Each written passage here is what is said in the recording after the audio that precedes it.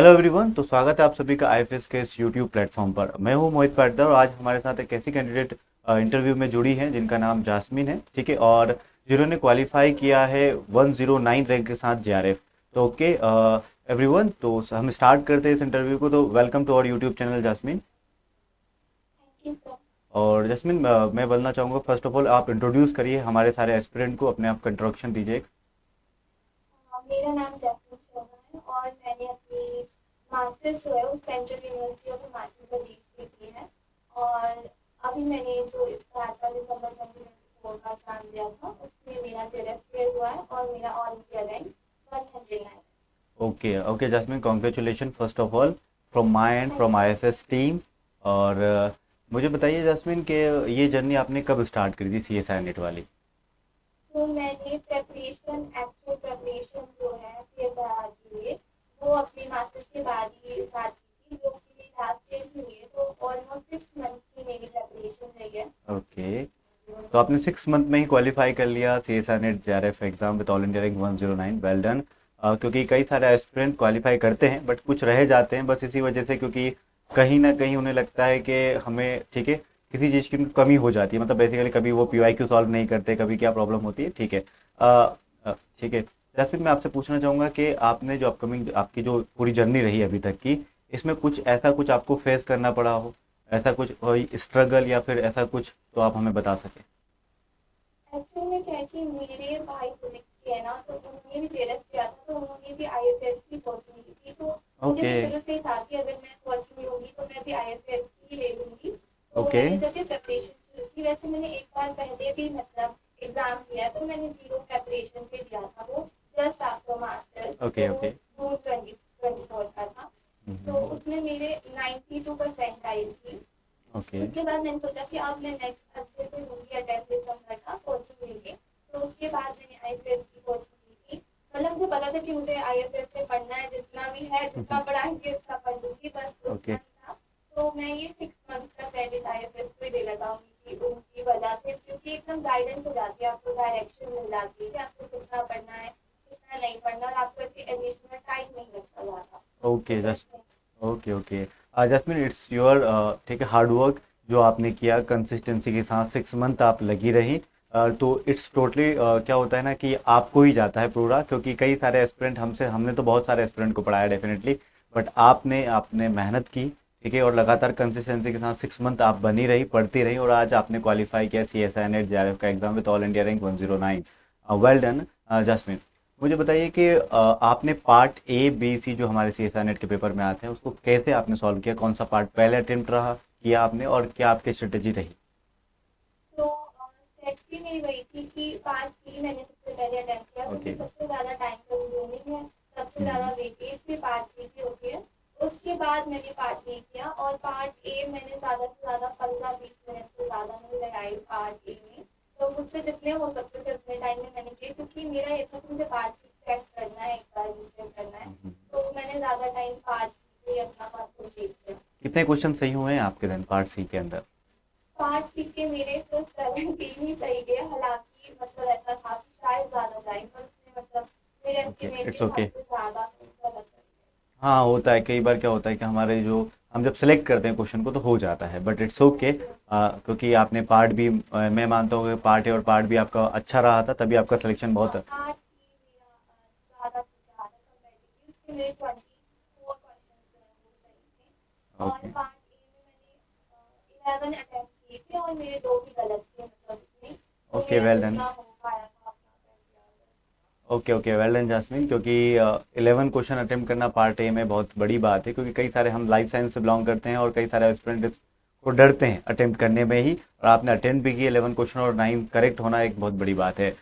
Jasmine, मेरा next question है कि आपने प्रिपरेशन स्टार्ट करी, ठीक है, अच्छे से आपने 6 मंथ से ही प्रिपरेशन स्टार्ट करी है, और मुझे बताइए कि टोटल 13 यूनिट्स होती हैं, राइट? 13 यूनिट्स में से मुझे बताइए कि आपकी जो फेवरेट वन यूनिट कौन सी थी, जो आपको सबसे ज़्यादा इजी लगती थी, और जो सबसे ज़्यादा डिफिकल्ट लगती थी उसका भी नाम बताइए। ऐसा डिफिकल्ट तो मैं किसी को नहीं कहूँगी, मैं टाइम कंज्यूमिंग कह सकती हूँ हाँ, कि वही वही। बायोकेमिस्ट्री बहुत टाइम हम्म। कंज्यूमिंग है, क्योंकि मैंने सबसे पहले उसी को करना चाहा और मेरे को बहुत ज़्यादा टाइम लगा उसको करने में, इवन उसकी रिवीजन करने में भी ज़्यादा टाइम लगता है। और अगर क्वेश्चन अटेम्प्ट करने की बात करूँ तो वो भी बहुत कम किए मैंने, उसके हालांकि सबसे ज़्यादा टाइम दिया। बट मैं ये कहना चाहूँगी कि जो बायोकेमिस्ट्री है चाहे आप क्वेश्चन अटेम्प्ट करें या फिर ना करें, इम्पॉर्टेंट बेसिक्स आपके उसी से बनते हैं और हर यूनिट बेस है कनेक्ट वो। हो जाता है इनका एंड। तो आपको हर मतलब बेसिक कॉल करना तो बहुत ज़रूरी है। ओके। और एज सच फेवरेट मैं कहूँगी कि सेल बायोलॉजी मेरी काइंड ऑफ फेवरेट रही, उसके क्वेश्चन भी बहुत आए थे और वो मुझे पढ़ने में ज़्यादा इंटरेस्टिंग लगती थी। Okay and jasmine.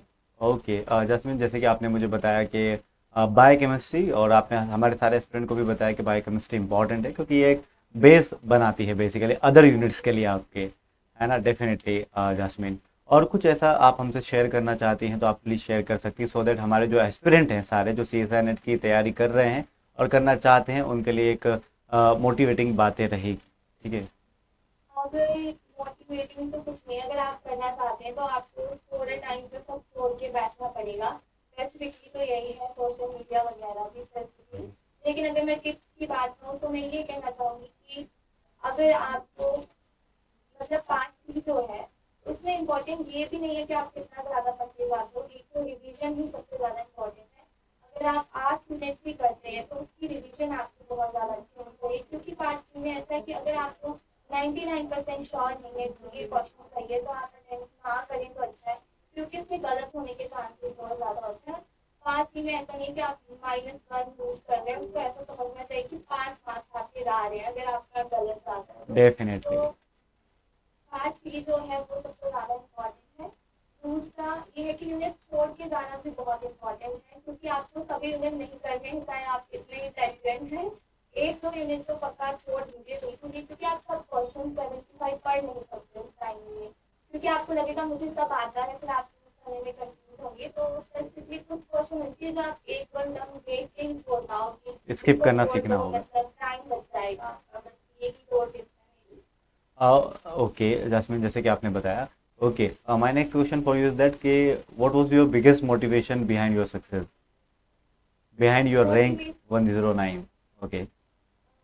मैंने तो ये सर बोलते हैं अगर ये नहीं करना है तो थोड़ा हाई करो, तो मैं तो सोची कि अब कर ही रहे हैं तो एकदम अच्छे से करते हैं जितना भी रैंक आ जाए। वैसे मैंने एक्सपेक्ट नहीं किया था, मुझे लगा था 300 तक कुछ आएगा, और ये एक्सपेक्टेशन से थोड़ा ज़्यादा है, पर ठीक है। और मोटिवेशन यही है कि मैं हमेशा से PhD करना चाहती थी, मेरा एम ही क्लियर रहा है हमेशा से। तो मास्टर्स के बाद मेरा तो तय था कि क्लियर तो करना है।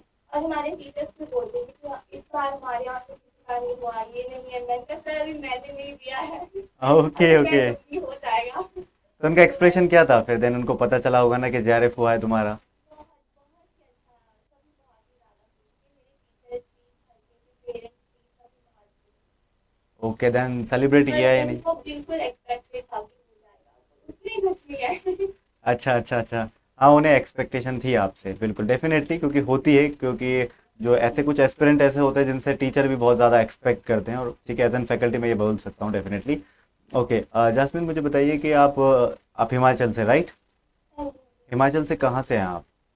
मैं धर्मशाला। आप धर्मशाला से हैं, ओके। प्रॉपर वहीं से हैं? हाँ जी। ओके, तो ये तो अच्छी बात है, क्योंकि क्या होता है, कई सारे एस्पिरेंट जो हमारे हैं हिमाचल से होते हैं, हमने कई सारे एस्पिरेंट का इंटरव्यू भी लिया है, तो वो कहीं पे ऐसे एरिया में रहते हैं जहाँ पर प्रॉब्लम आती है बहुत ज़्यादा चीज़ों को लेकर। वो तो हाँ, है, यहाँ पे काफ़ी पूरा ज़्यादा हिली एरिया है, एजुकेशन तो को दैट्स वाई। बहुत आप कोई ऐसा इंसिडेंट आप शेयर करना चाहिए, आपको पता हो तो कुछ? नहीं, ऐसा तो कुछ नहीं है मेरे को, ओके। लेकिन ये है कि हाँ बहुत ज़्यादा इंटीरियर एरियाज हैं, नेटवर्क इश्यूज भी यहाँ पे रहते हैं। हाँ, बस वही होता बाकी अगर जो इसमें काट के डालना हो तो मैं ऐसे ही लगाती हूँ कि मेरा भाई यूट्यूबर है तो इसमें सेटअप लगा के दिया है थोड़ा, तो यहाँ पे ज़्यादा नेटवर्क इशू नहीं है, जनरली वरना तो वीडियो कॉल भी नहीं हो पाती है। ओके ओके, वो लग ही रहा था वैसे सेटअप से, काट काइंड ऑफ अ सकते हैं गेमर और आप टाइप का भी। सेटअप लग रहा है वो। ठीक है। हाँ हाँ। ओके। तो वेल डन। ठीक है जैस्मिन, आपने बहुत अच्छे से बताया, और कुछ ऐसी कुछ टिप्स आप और देना चाहती हैं? आपको लगता है कि मुझे कुछ ऐसी बातें शेयर करना चाहिए इन सारे एस्पिरेंट्स के लिए, तो डेफिनेटली आप शेयर कर सकती हैं जैस्मिन। अगर आप कम टाइम में करना चाहते हैं तो श्योरली आप कोचिंग ले लीजिए, मतलब आपका बहुत ज़्यादा टाइम लगेगा। इवन मैंने नोट्स भी नहीं बनाए थे ज़्यादा, मैंने PDF फॉर्म में बहुत ही मिल जाए। लिमिटेड नोट्स बनाए थे, जो मुझे लगता था कि ये चीज़ बिल्कुल ही याद नहीं रहेगी, या फिर सेल्फ इंग्लिश वगैरह के पास पेज के साइड बाय साइड। बाकी इवन टीचर्स भी मना करते हैं ऐसे मैं बिल्कुल हैंडआउट के भरोसे थी और इवन मैंने रिवाइज भी वहीं से किया, तो मुझे ऐसा लगता था कि मैं कुछ लिखूंगी तो मैं कुछ छोड़ दूंगी, लेकिन मैं हम्म। चाहती कि उन्होंने जितना पढ़ाया उतना मेरे माइंड में रहे, तो मैं तो पढ़ी भी, रिवाइज भी मैंने हैंडआउट से किया। ओके। तो मतलब ऐसा भी पॉसिबल है, ऐसा नहीं है कि नोट्स बनाना बहुत इंपॉर्टेंट है, बट है इम्पोर्टेंट अगर आपको लगता है। आपको देखना कि आपके लिए वो पेपर क्या है और नोट्स उसी का ही बनाए जो आपको लगता है कि आपको भूल जाएगा। ओके। क्योंकि बच्चे बहुत डिटेल नोट्स बनाते हैं, तो वो नोट्स ही बनाते रह जाते हैं, फिर रिवाइज भी नहीं हो पाता। 6 मंथ नोट्स बनाने में लग जाते हैं, 6 मंथ पढ़ने में लग जाते हैं, kind of. Okay. Okay Jasmine, मुझे बताइए कि आपने जैसे कि फैकल्टीज़ का जिक्र किया है, तो मुझे बताइए कि ये जो बातें जो फैकल्टीज़ कहती थी आपके लिए कितनी सुटेबल साबित रही है? बहुत ही ज़्यादा सूटेबल, क्योंकि जब आप कंसिस्टेंसी करते हैं और आप बस पढ़ाई करते जा रहे हैं, तो आप एक पॉइंट के बाद सैचुरेट हो जाते हैं कि बस बस अब एक तो एग्जाम में बहुत हुआ। पोस्टपोन हो गया, हाँ। तो और ज़्यादा कि अब जब दिसंबर में तो मैं छोड़ के बैठ गई थी कि नहीं पढ़ेंगे, अब बस हो गया। अच्छा लेकिन अच्छा। उसके बाद सिक्योरिटी होती है कि अरे कुछ बच्चे होंगे तो बैठ जाएंगे, उनका नहीं होगा, आपको नहीं बैठने ऐसे, तो बस यही सब। इवन हमारी जो है मोटिवेशनल कोर्सेज स्टार्ट होता है कि टीचर्स भी बोलते हैं गेट टूगेदर प्रांशु सर सब, तो एकदम बढ़िया रहता है। इवन इस बार मैं ऑनेस्टली कहूँ तो मुझे लगता है कि बहुत ज़्यादा एग्जैक्ट क्वेश्चन थे जो आईएफएस में एग्जैक्ट पढ़ाया गया है, वहाँ से आए थे। इतने सारे मैच थे जो मेरे को एग्जैक्ट याद था कि अरे प्रांशु सर ने ऐसा बोला था, तो ठीक कर दो। ये तो मुझे अच्छा अच्छे अच्छा। से याद है, बस ऐसे। और एक तो प्रीवियस ईयर क्वेश्चन से आ गया था, मतलब एग्जैक्ट तो क्लास में भी करवाया था, तो मतलब मैं कहूँगी इस बार तो आईएफएससी वैसे भी बहुत सारे बच्चे सिलेक्ट हुए हैं, लेकिन मैं कहूँगी सारा क्रेडिट मैं तो आईएफएससी देना चाहूँगी, क्योंकि मतलब उनके नोट्स भी इतने प्रिसाइज थे और उससे बहुत ज़्यादा question. Okay okay. Okay jasmine, अच्छा लगा ये सुनकर। और आप जैसे ही जितने भी एस्पिरेंट हैं, मुझे बहुत सारे इंटरव्यूज हमने लिए हैं और हम लेते जा रहे हैं, ठीक है, क्योंकि कई सारे कैंडिडेट्स का हमें जैसे कि कॉल आ रहा है, सर मेरा इंटरव्यू नहीं हुआ है, मेरा इंटरव्यू नहीं हुआ। They are very very excited for this. और अच्छा लगा आपसे बात करके जास्मिन। सभी का बोलना यही होता है कि उन्होंने कैसे तैयारी की और सब कुछ वो अपना अपना एक्सपीरियंस शेयर करना चाहते हैं, ताकि सारे एस्पिरेंट तक वो पहुँचे। आपने भी ठीक है, बहुत ही अच्छा रहा आपका इंटरव्यू और आपकी बातों से बहुत कुछ सीखने को मिलेगा हमारे जो अपकमिंग एस्पिरेंट हैं, जो तैयारी कर रहे हैं फिलहाल, उनको भी। जास्मिन, क्योंकि आपने जो बातें कही हैं वो एक एक्सपीरियंस कैंडिडेट ही कह सकता है, ठीक है। तो डेफिनेटली सारे एस्पिरेंट को बहुत कुछ सीखने को मिला और मिलता रहेगा। जब भी उनको सेम प्रॉब्लम फेस होगी तो वो डेफिनेटली आपके बताए हुए सॉल्यूशंस को ज़रूर याद रखेंगे। Okay Jasmine, thank you so much for joining this interview, and you all guys, thank you so much for this interview, watching this interview, और मिलते हैं किसी अदर इंटरव्यू में। Till then, bye bye, take care and happy learning guys.